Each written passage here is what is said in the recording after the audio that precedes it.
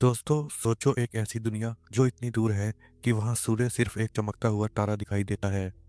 एक ऐसी जगह जहां दिन और रात एक एक हफ्ते के बराबर होते हैं और जहां हवा भी बर्फ की तरह जम जाती है। ये कहानी है प्लूटो की।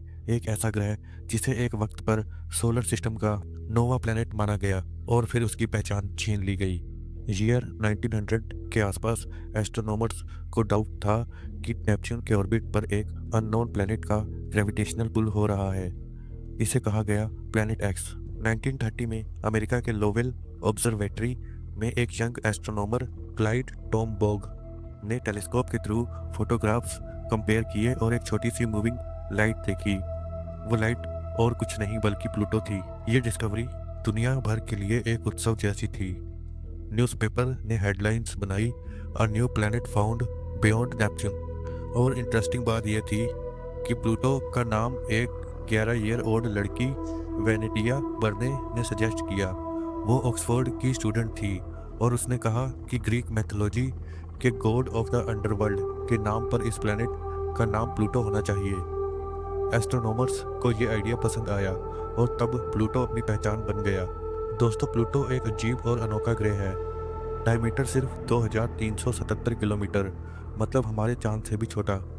अगर आप पूरे पृथ्वी को एक फुटबॉल समझो तो प्लूटो एक छोटी मार्बल के बराबर होगा।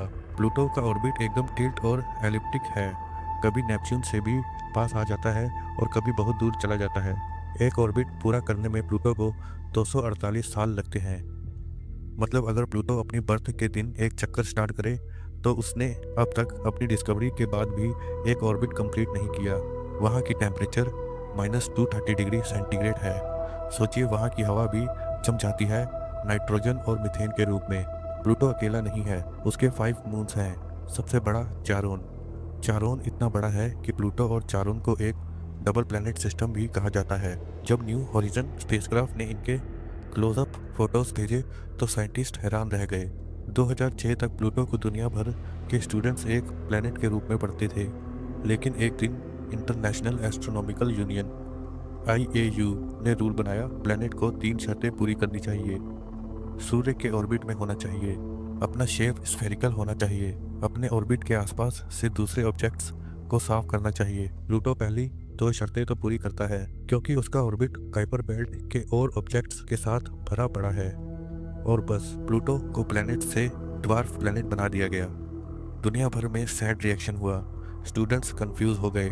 कार्टून और कल्चर में प्लूटो एक प्लेनेट के रूप में फेमस था, पर अब उसकी पहचान छीन ली गई। अब भी लाखों लोग कहते हैं प्लूटो हमारे दिल का प्लेनेट है, चाहे साइंस उसे कुछ भी कहे। 2006 में जब प्लूटो को प्लेनेट से आउटकास्ट बनाया गया, उसी साल नासा ने एक मिशन लॉन्च किया, न्यू हॉराइजन। यह स्पेसक्राफ्ट 9 साल तक 5 बिलियन किलोमीटर्स ट्रैवल करके 2015 में प्लूटो के पास पहुंचा। दोस्तों हिस्ट्री में पहली बार प्लूटो का क्लोजअप फोटो आया और वो तस्वीर सबको हैरान कर गई। प्लूटो के सरफेस पर एक बड़ा हार्ट शेप्ड ग्लेशियर था जिसे स्पुतनिक प्लेटिनिया कहा गया। वहाँ माउंटेन्स भी आइस के बने हुए थे। एटमॉस्फेयर में थिन नाइट्रोजन का कवर था और सबसे बड़ी बात, शायद प्लूटो के अंदर एक छुपा हुआ ओशियन भी हो। सोचिए अगर वहाँ एक ओशियन है तो क्या वहाँ लाइफ भी हो सकती है? ये सवाल अभी भी साइंस के लिए एक रहस्य है। प्लूटो सिर्फ एक ग्रह नहीं बल्कि इमेजिनेशन का हिस्सा है। लिटरेचर, एस्ट्रोलॉजी और कल्चर में उसका अलग स्थान है। एस्ट्रोलॉजी में प्लूटो को ट्रांसफॉर्मेशन और रिबर्थ का सिंबल माना जाता है, और कॉमन लोगों के लिए प्लूटो एक ऐसा नाम है जो एक रहस्यमय दुनिया की याद दिलाता है।